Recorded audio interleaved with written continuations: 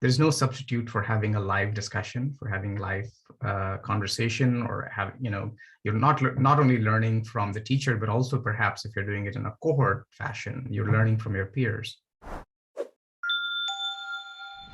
There's a big difference between asynchronous learning, where you're learning all on your own, and you have perhaps an instructor who you can answer questions, email or chat, and then they respond maybe within 24 hours.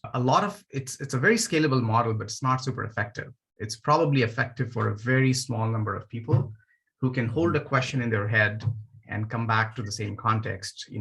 12, 13 hours or 24 hours later when the instructor gets back to them. But one of the biggest challenges in education is not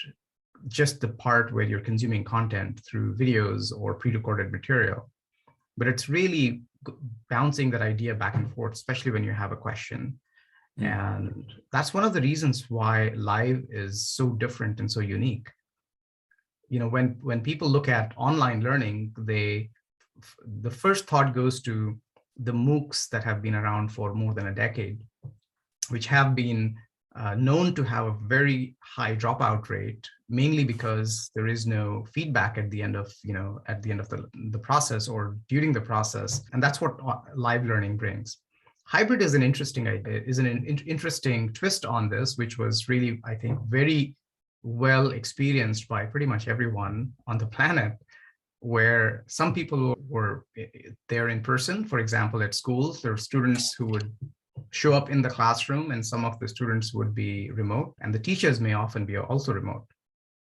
And of course, there is this combination of you do certain things online and certain things in an asynchronous way, which is also known as the flipped classroom pedagogy, where you consume some content on your own and then come back and discuss in the classroom. So I think from an effectiveness standpoint, there's no substitute for having a live discussion, for having live